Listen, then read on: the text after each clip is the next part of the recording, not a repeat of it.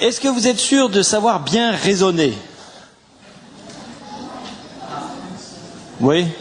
Bon, par exemple, voilà un raisonnement qui est classique et qui est faux, mais qui est classique pour introduire ça.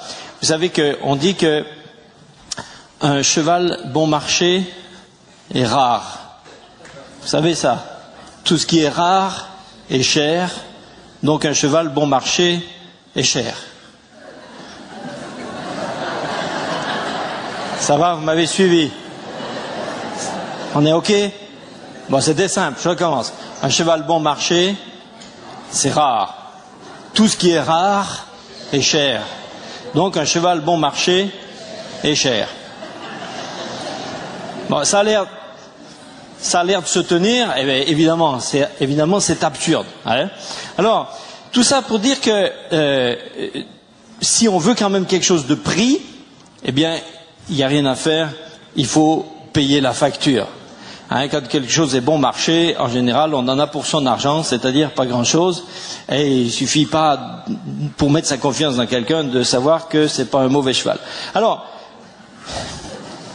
ce que je veux dire, c'est que la Bible nous montre que aussi on paye la facture quand on achète quelque chose, et aussi d'une manière un petit peu, en prenant l'expression dans son sens seulement populaire, on paye la facture de nos actes, c'est-à-dire la conséquence de ce qu'on fait. Et c'est pas négatif, c'est pas pessimiste de dire que nous devons prêter attention aux conséquences de ce que nous faisons. Et j'ai parfois un petit peu l'impression que on a une conception de l'évangile, une conception de la grâce qui laisserait sous-entendre que de toute façon, puisque Dieu est bon, puisque Dieu pardonne, puisque Dieu n'est pas limité dans sa compassion, il connaît notre faiblesse, alors il nous pardonne et puis après il n'y a plus de conséquences, tout est passé, tout est fini. Et je crois que sans rien enlever à la proclamation de la grâce de Dieu, nous devons faire attention de ne pas avoir une compréhension qui soit un faux raisonnement, une compréhension qui nous amènerait, comme le sophisme que je citais tout à l'heure, une compréhension qui nous amènerait à transformer ce que dit la parole de Dieu. Ce que nous faisons a des conséquences, et le fait que Dieu nous pardonne ne supprime pas pour autant automatiquement les conséquences de ce que nous avons fait.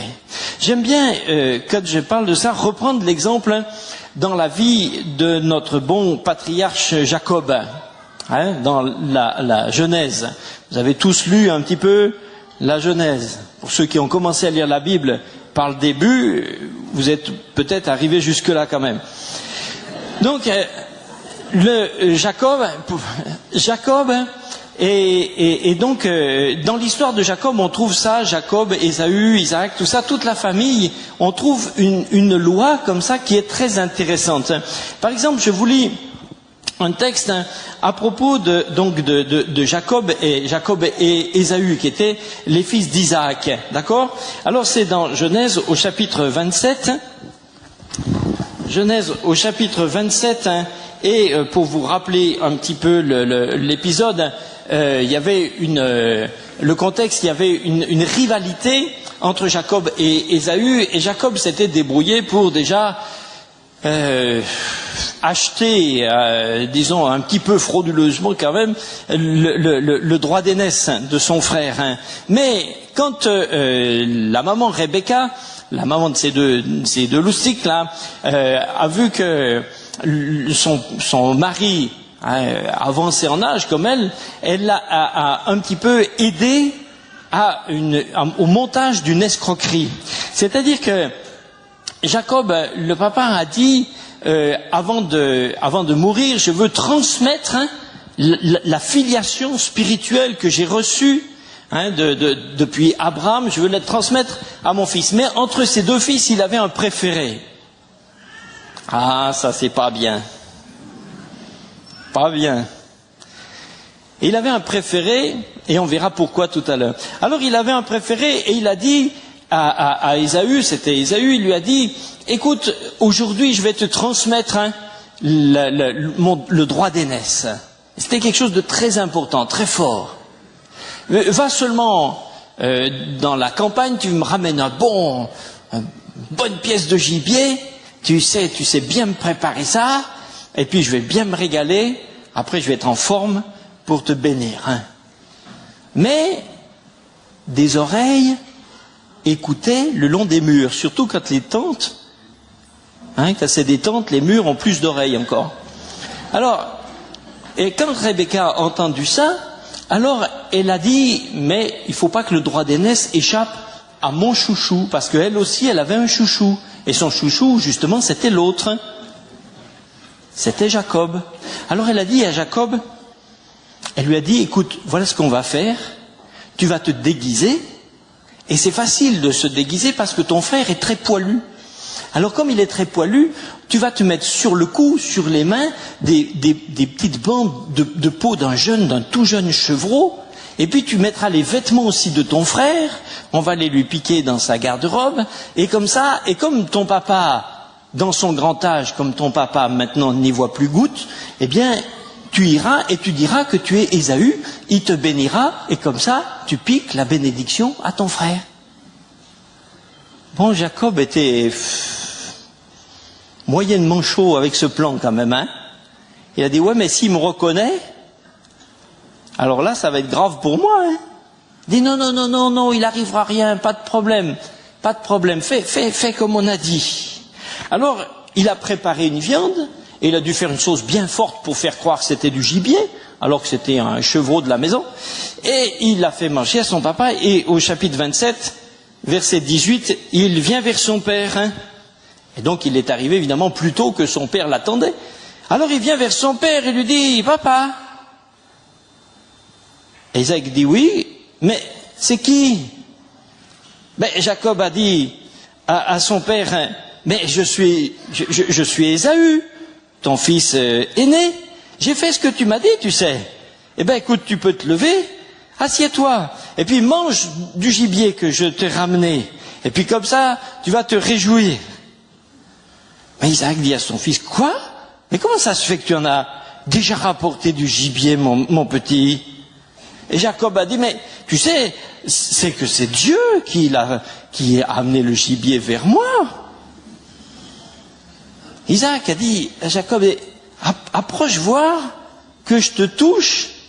Je veux vraiment savoir si c'est mon fils Ésaü ou pas. Et Jacob s'est approché d'Isaac, son père l'a touché, il a dit, mais ça c'est drôle, c'est bien la voix de Jacob. Mais alors les mains, c'est les mains d'Ésaü. Forcément, hein, ils étaient déguisés. Et il n'a pas reconnu parce que ses mains étaient poilues, comme les mains d'Ésaü, son frère. Et il l'a béni. Et il lui dit, ben, c'est bien toi, mon fils Ésaü? Et Jacob a dit, oui, c'est moi. Isaac a dit, bon alors, eh ben écoute, serre-moi, je vais manger du gibier de mon fils, et puis je vais me réjouir. Hein. Jacob l'a servi, il l'a mangé, il lui a apporté aussi du vin, il a bien bu, et puis après Isaac, son père lui dit, approche maintenant, embrasse-moi mon petit. Jacob s'est approché, il l'a embrassé, et Isaac sentait l'odeur de ses vêtements, et puis il l'a béni. Il a dit, l'odeur de mon fils est comme l'odeur d'un champ que l'Éternel a béni. Que Dieu te donne de la rosée du ciel, hein, et de la graisse de la terre, hein, et du blé, du vin en abondance. Que des peuples te soient soumis et que des nations se prosternent devant toi. Sois le maître de tes frères, hein, que les fils de ta mère se prosternent devant toi. Maudit soit quiconque te maudira, et béni soit quiconque te bénira. Et à peine Isaac avait fini de bénir Jacob, et Jacob avait à peine quitté son père, que voilà que Ésaü, son frère, revient de la chasse. Alors rapidement, il prépare un bon plat de viande, il le porte à son père, il dit à son père, hé papa, tu peux te lever, manger du gibier de ton fils, et tu te réjouir. Et Isaac, son père, il dit, mais qui c'est? Elle a dit, mais je suis ton fils aîné, Ésaü. Alors Isaac a été saisi d'une grande, une violente émotion.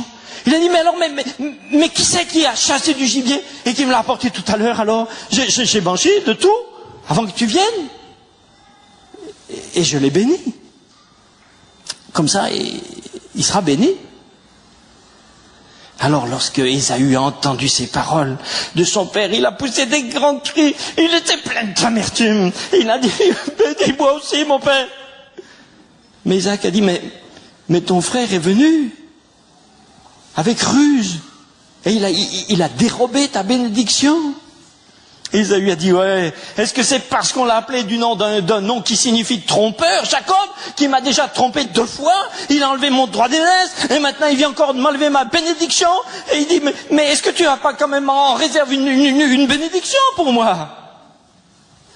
Mais Isaac a dit à Ésaü, mais tu sais, je l'ai établi ton maître, je lui ai donné tous ses frères pour serviteurs, je l'ai pourvu de blé, de vin.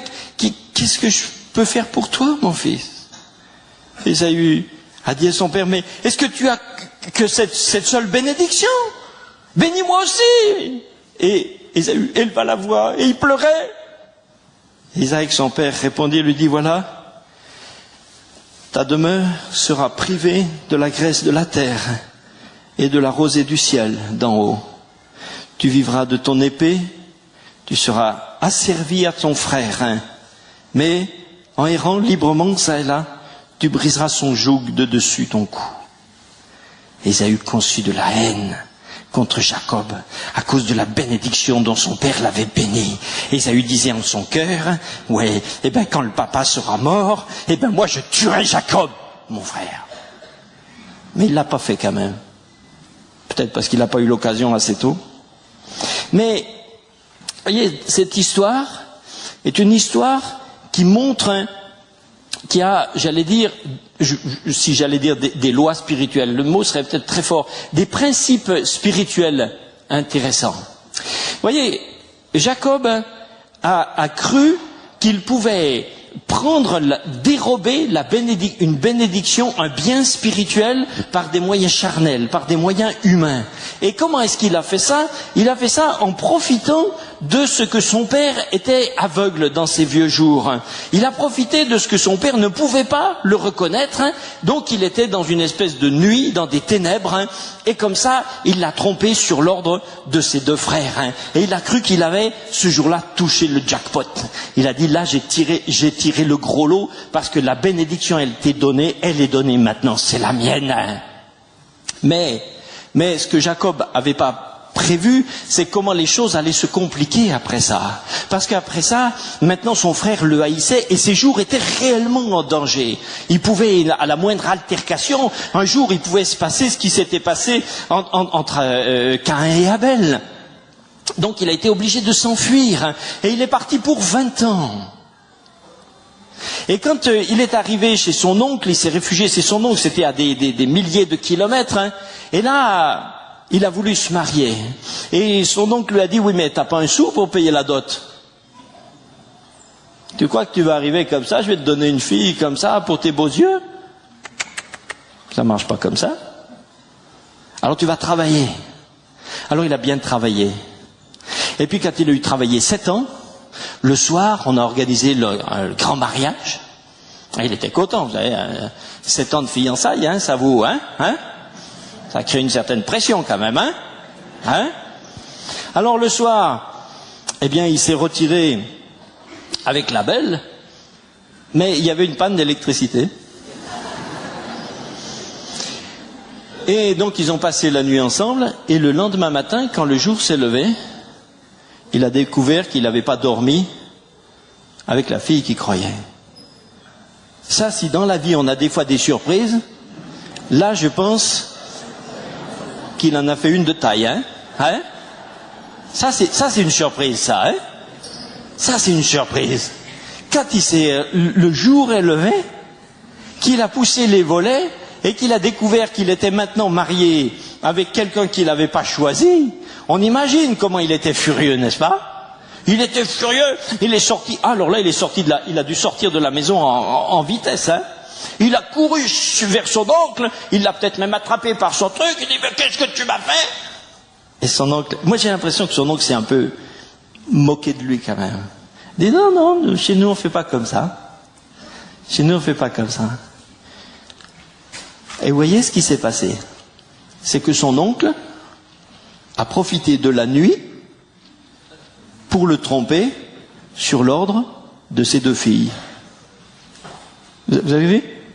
Comme lui, il a trompé son père en profitant de sa nuit d'aveugle pour le tromper sur l'ordre de ses 2 fils, Laban a profité de la nuit pour le tromper sur l'ordre de ses 2 filles. Vous voyez, il y a un moment où Dieu permet que la roue tourne et qu'on paye nos factures. Alors je sais qu'il y en a quelques-uns, ils l'ont pas dit, mais ils l'ont pensé, ils ont dit, oui, mais maintenant on est sous la grâce. Mais Dieu était déjà un Dieu de grâce à ce moment-là, hein? Vous croyez pas? Est-ce que Dieu est devenu un Dieu de grâce entre la dernière page de Malachie et Matthieu 1? Non, Dieu est toujours un Dieu de grâce. Dieu a toujours été un Dieu de grâce. L'Évangile n'a pas inventé la grâce. Jésus n'a pas inventé la grâce. Il l'a mise en évidence d'une autre manière. Mais Dieu est un Dieu de grâce depuis toujours parce que c'est sa nature même. Et Dieu laisse quelquefois subsister dans nos vies des choses dont pédagogiquement nous avons besoin. Ça ne veut pas dire que Dieu ne nous pardonne pas. Ça ne remet pas en cause le fait qu'on peut retrouver avec Dieu une vraie relation. Ça ne veut pas dire que Dieu nous garde comme si Dieu nous gardait de la rancune. Mais Dieu nous fait quelquefois payer les conséquences de nos actes parce que ça nous est nécessaire. Et c'est là que je dis qu'il faut que nous fassions attention à ne pas être légers dans notre vie, légers avec nos comportements, légers avec nos façons de faire, parce qu'il y a des choses que nous ne rattraperons pas. Même le bon sens commun dit que le temps perdu, par exemple, ne se rattrape pas. Quelqu'un a perdu son temps, il a gaspillé son temps. Je cite toujours l'exemple par exemple, d'un étudiant. C'était le temps, il avait du temps, il était à la fac. Il a eu plusieurs années pour faire passer des diplômes, etc. Mais il a trouvé plus amusant de vivre plutôt la nuit que le jour. Et puis voilà, il s'est bien amusé avec des copains. Tout d'un coup, eh bien, maintenant c'est fini. Le temps des études est fini. Et tout d'un coup, il faut qu'il trouve un petit boulot au SMIC. Et il se dit, mais qu'est-ce que j'ai été bête de me comporter de cette manière-là. Et maintenant, j'ai même pas j'ai pas le moindre plus petit diplôme de rien du tout. Alors il peut demander pardon à Dieu d'avoir gaspillé son temps, c'est sûr.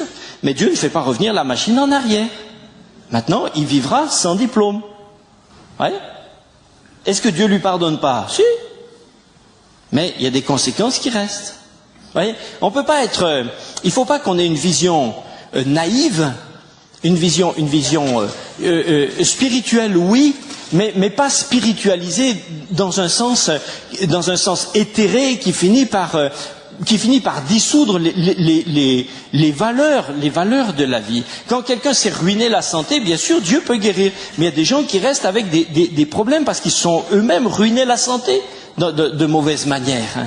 Quand un homme a été suffisamment méchant avec sa femme pendant des années pour qu'un jour elle craque, elle demande le divorce, elle s'en va, elle se remet avec quelqu'un d'autre, elle se remarie, tout d'un coup, lui, il réalise qu'est-ce qu'il a fait, il a gaspillé sa vie, demande pardon à Dieu, oui, Dieu te pardonne. Mais tu as quand même gaspillé ta vie.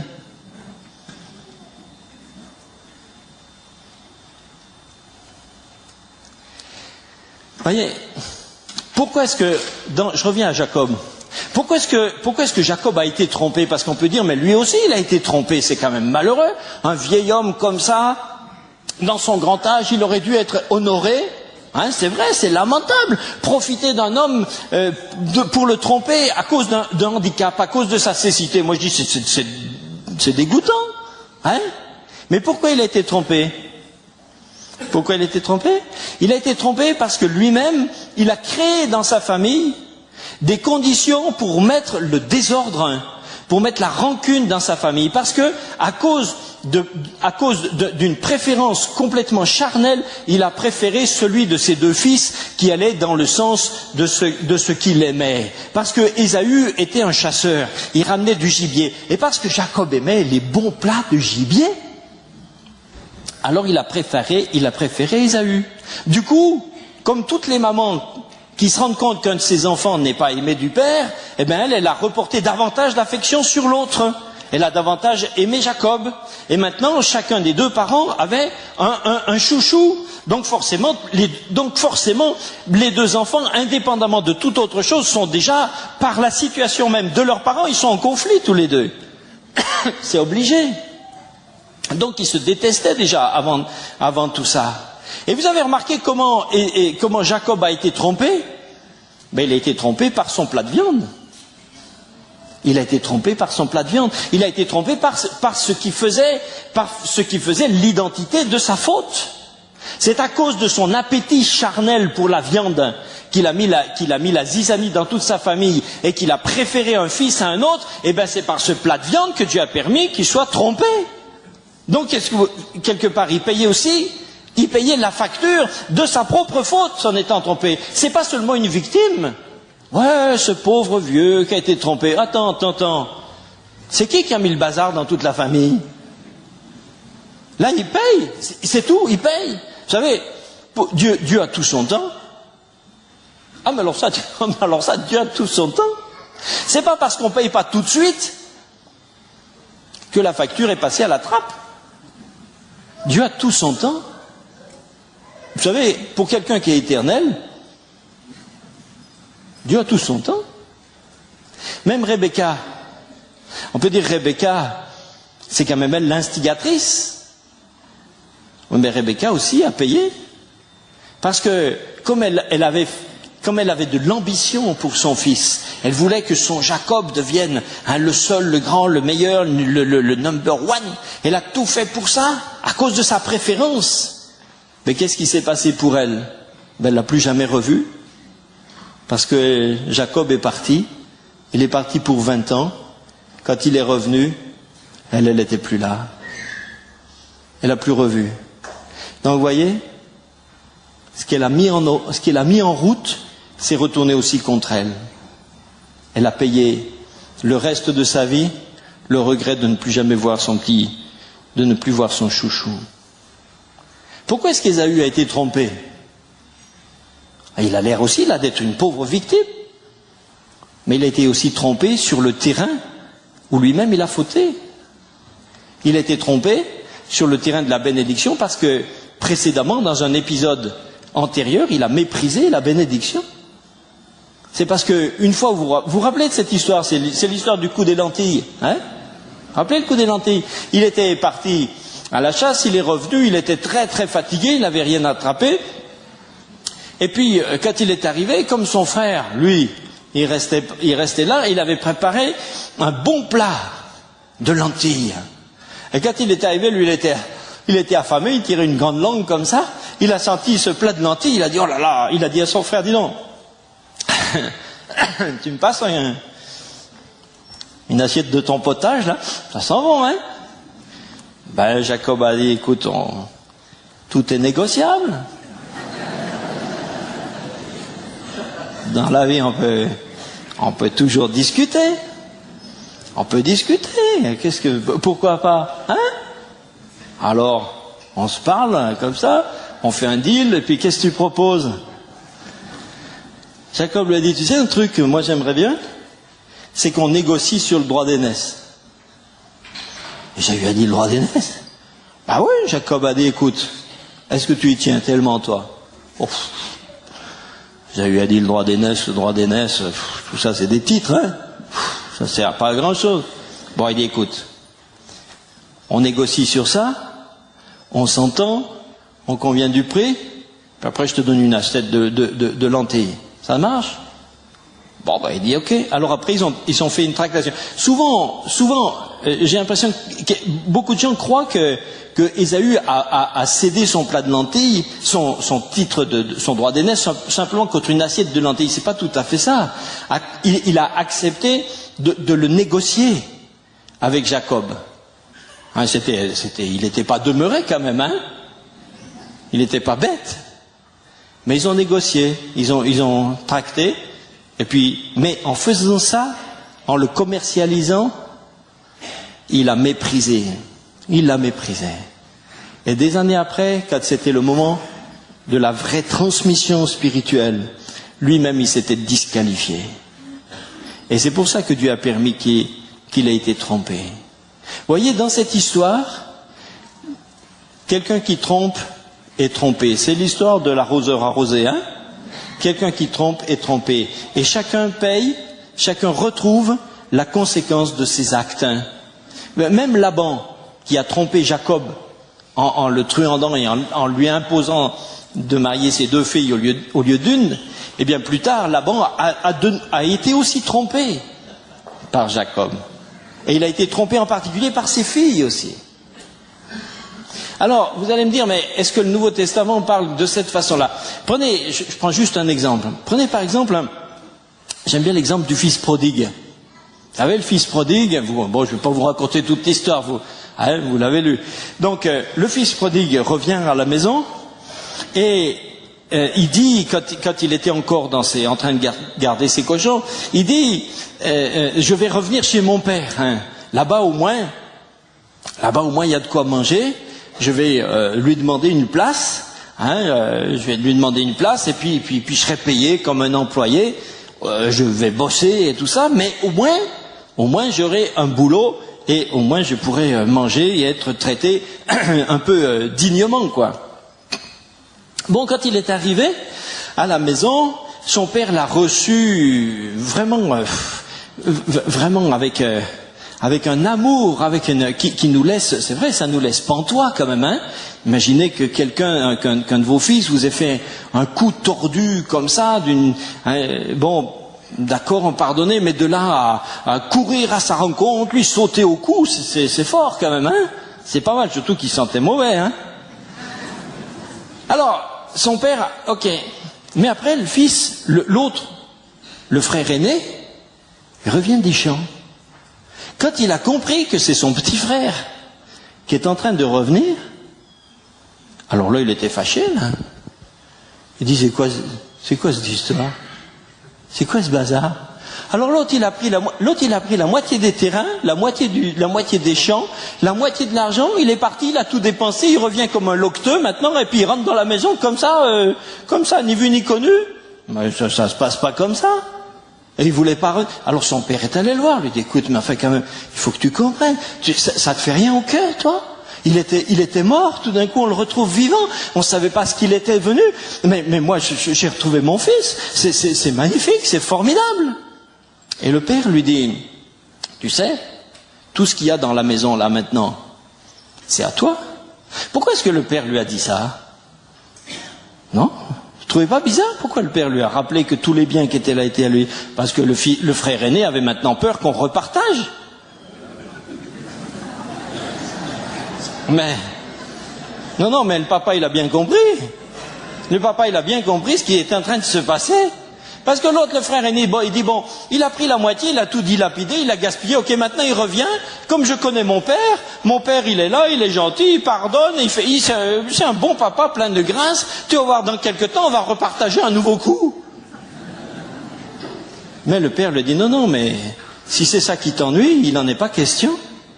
Tout ce qui est ici est à toi. Tout ce qui est ici est à toi. Il lui a dit clairement, ton frère ne possède plus rien dans la maison. Ton frère ne possède plus rien dans la maison. Il revient, on fait une grande fête. Mais après la fête, demain, s'il veut manger, il faut qu'il bosse. Demain, il faut qu'il trouve un petit boulot. Il faudra qu'il aille dans les champs. Et son patron, ça sera son frère. Vous me suivez? Quelquefois, on croit que parce que le fils prodigue est revenu, il est revenu dans la situation antérieure à son départ. Non, pas du tout. Mais pas du tout.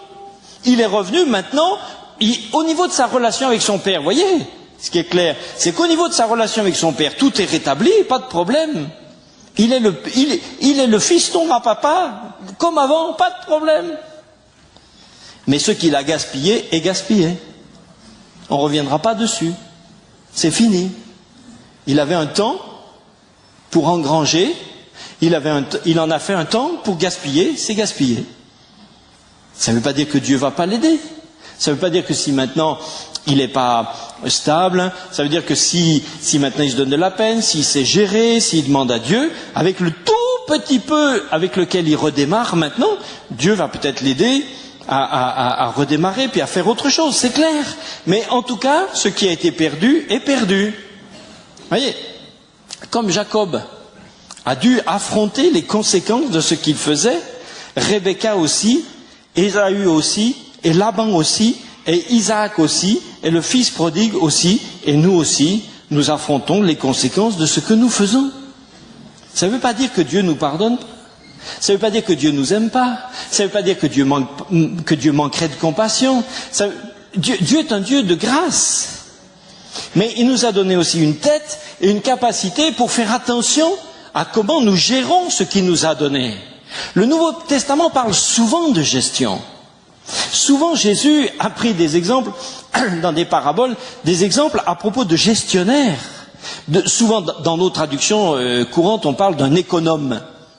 Bon, c'est dommage qu'on emploie ce mot-là comme ça, parce que pour nous aujourd'hui, un économe, c'est juste le truc pour peler les patates. Mais disons un comptable, un gestionnaire.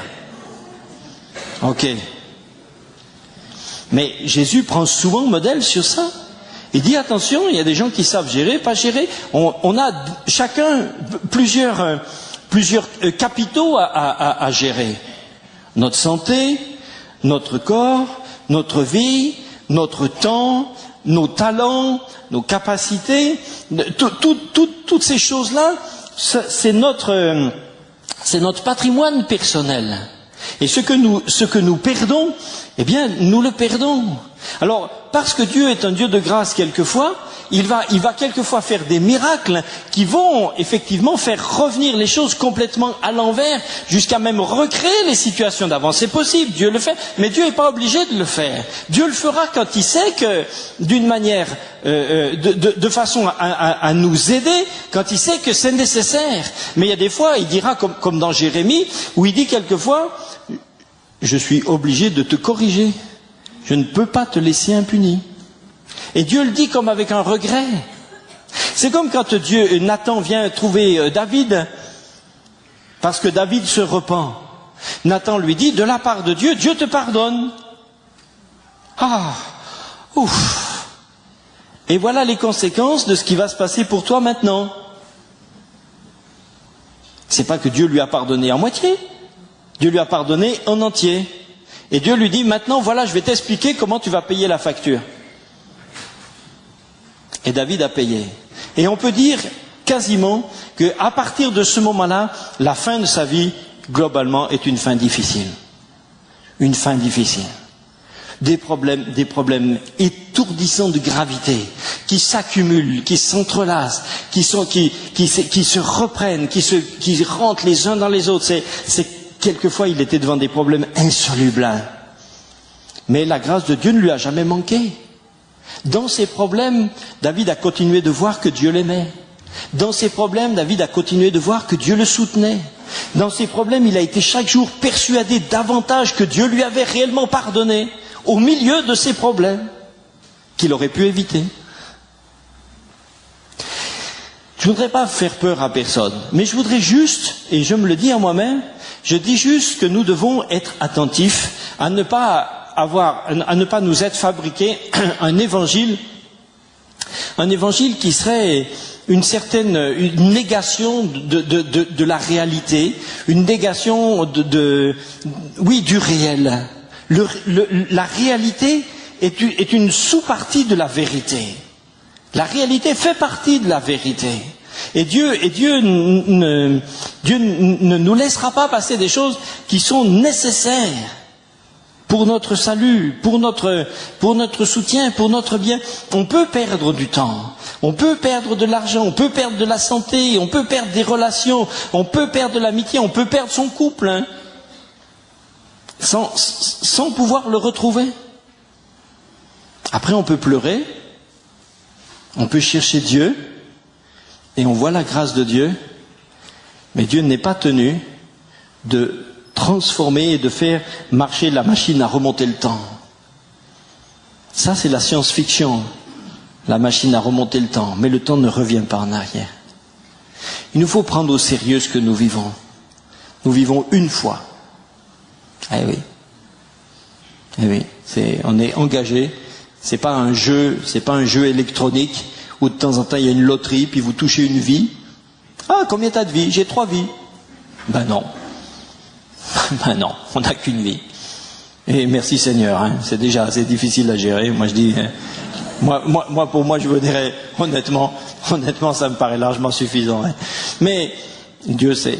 Mais, frères et sœurs, demandons à Dieu qu'il nous donne de la sagesse. Vous voyez, nous sommes dans une époque, j'en en parlais hier avec les étudiants, là, mais on est dans une époque qui est une époque postmoderne, où les valeurs fondamentales de notre époque sont des valeurs de divertissement, comme disait Blaise Pascal. Ce sont des valeurs de divertissement. C'est les valeurs numéro 1, le loisir. On pourrait dire autrement dit, c'est l'étourdissement. Or, il faut qu'on fasse attention à ça. La vie n'est pas un jeu. La vie n'est pas faite pour se faire plaisir, même si Dieu aime que nous soyons dans la joie, mais la joie et le plaisir, c'est un tout petit peu différent quand même. Et il faut que nous soyons attentifs à ça. Qu'est-ce que nous faisons de tout ce que Dieu nous a donné à gérer? Un jour, nous arrivons tous devant le Seigneur et nous allons présenter nos comptes. Nous allons présenter nos cahiers. C'est ce que le Seigneur a dit. Paul dit, on va arriver et on va passer devant une espèce de tribunal où tout ce qu'on a fait, tous les actes passent à travers d'une espèce de feu qui est un révélateur. Et les choses combustibles, eh bien, sont consumées. Et ne traversent que les choses qui ont une valeur spirituelle, une vraie valeur, une valeur d'éternité, une valeur de Dieu, une valeur, c'est l'or, les perles, les pierres précieuses. Mais le bois, le foin, le chaume, etc., tout ça est consumé. Je voudrais, juste pour terminer ce soir, je voudrais peut-être nous inviter à nous demander chacun quel bilan nous pourrions faire de ce que Dieu nous a confié. Qu'est-ce que c'est devenu entre nos mains? Qu'est-ce qu'on en a fait? Est-ce qu'on n'a pas des fois traité avec un petit peu de légèreté cette idée que Dieu est juste? Vous voyez, par exemple, il y a une phrase, je ne l'ai pas lu tout à l'heure, mais il y a une phrase, je crois que c'est au verset 13, par là, au début du chapitre, quand Jacob se faisait du souci, il a dit à sa maman, il a dit à Rebecca, il a dit, oui, mais si mon père s'en aperçoit, au lieu que la bénédiction vienne sur moi, c'est la malédiction qui va venir sur moi. Et Rebecca, avec beaucoup de légèreté, a dit que cette malédiction vienne sur moi. Mais elle est venue. Elle est venue. Elle est morte bien avant son temps. Elle est morte toute seule. Elle a gaspillé le reste de son âge. Elle a dit avec légèreté que la malédiction vienne sur moi. Comme les responsables religieux qui ont condamné Jésus, quand il a été question du sang, du juste, ils ont dit que son sang retombe sur nous et sur nos enfants. Eh bien oui, c'est ce qui est arrivé. Vous voyez, une grande légèreté spirituelle, une espèce d'oubli, une espèce d'amnésie, que Dieu est celui qui juge, que Dieu est celui qui pèse. Comme quand cette main a écrit dans le livre de Daniel, quand il y avait le roi Belshazzar, qui traitait toutes les choses spirituelles avec mépris. Il a pris les coupes qu'on avait enlevées du temple de Dieu pour boire avec ses concubines dans une soirée indescriptible. Par là, il l'a fait exprès pour se moquer des choses de Dieu. Une main est venue et la main a écrit sur le mur, une main toute seule. Vous savez, là, tout d'un coup, ça les a dégrisés. Hein. Là, tout d'un coup, ils se sont réveillés. Hein. Ça leur a fait plus fort qu'un café salé. Hein. Ah là, ils étaient mal tout d'un coup. Hein. Voilà qu'une main toute seule écrivait sur le mur. Peser, compter, diviser. Dieu lui a dit, je t'ai pesé. J'ai trouvé une plume. Dieu fait des bilans. Il nous pèse. Il nous compte. Job a dit que Dieu pèse le vent. Il faut avoir une bonne balance. Dieu pèse. Voyez, si ce soir, nous nous rendons compte que nous avons pu traiter avec un peu de légèreté les choses de Dieu, le regard de Dieu, la justice de Dieu, eh bien, je crois qu'il faut que nous demandions pardon au Seigneur. Et je crois que nous ne sortirons pas d'ici accablés, mais nous sortirons d'ici renouvelés dans cette force de nous rappeler que c'est la grâce de Dieu qui justement nous fait tenir debout. Mais que cette grâce ne doit pas être justement dilapidée et regardée comme quelque chose de faible valeur. C'est par la grâce de Dieu que nous sommes là, les uns et les autres. Si Dieu nous avait chacun, moi et n'importe qui d'entre nous, si Dieu nous avait traités selon nos fautes, où serions-nous? Nous sommes chacun ici une démonstration de la grâce infinie de Dieu. C'est vrai. Chacun d'entre nous, notre seule présence vivante ici, notre seule capacité de lever la main pour louer Dieu est une preuve, une démonstration quasi scientifique que Dieu est un Dieu de grâce. Alors justement, qu'est-ce qu'on va faire de cette grâce? Est-ce qu'on va la traiter avec légèreté ou est-ce qu'on va la considérer comme un bien précieux? Peut-être si quelqu'un se dit ce soir, bon, j'étais un peu léger avec tout ça, après tout, bien, dans ton cœur, tu demandes au Seigneur, tu dis, Seigneur, je te demande pardon.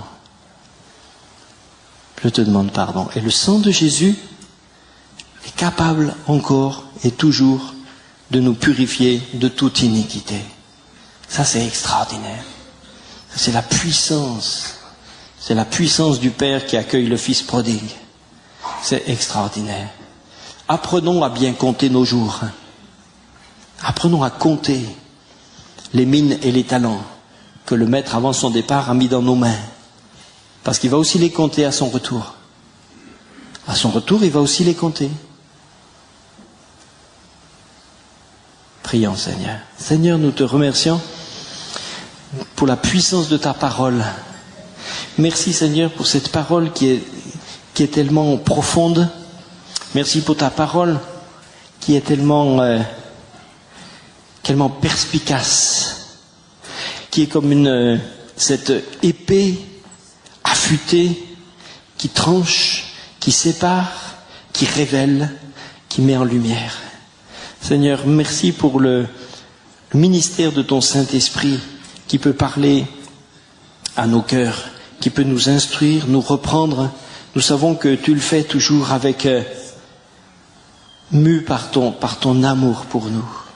Merci Seigneur, merci pour ta grâce, merci pour ta bonté, merci pour le pardon de tous nos péchés, grâce au sang de Jésus.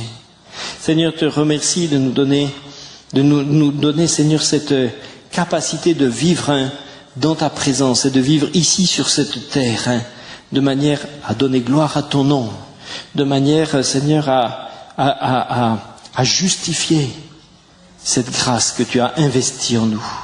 Seigneur, ne nous laisse pas gaspiller notre temps, nos capacités, nos talents, nos aptitudes, les circonstances, les opportunités que tu nous as données. Donne-nous, Seigneur, d'être des disciples attentifs et des enfants qui t'aiment. Je voudrais te prier spécialement encore ce soir, Seigneur, pour quelques-uns ce soir qui, déjà avant cette réunion, peuvent se trouver spécialement culpabilisés. Et le Seigneur vous rappelle que quand quelqu'un est culpabilisé, c'est peut-être qu'il est coupable. Et que s'il est coupable, alors il faut se repentir. Revenir au Seigneur de tout son cœur, lui confesser sa faute et décider de l'abandonner et croire au pardon de Dieu. Et puis d'autres sont culpabilisés parce qu'ils sont sous une puissance qui les culpabilise. Et ceux-là doivent lutter avec foi pour croire au pardon et chasser la culpabilité. Et pour cela, maintenant, au nom de Jésus, avec vous, nous sommes unis pour lier maintenant toute puissance de culpabilité. Cette puissance qui veut vous démolir, hein, qui vous brise intérieurement. Que cette puissance maintenant vous quitte au nom de Jésus-Christ. Merci Seigneur. Hein. Merci Seigneur de nous donner, Seigneur, de la joie dans ton service. Merci pour la joie. Merci pour la paix. Au nom de Jésus-Christ. Amen. Amen.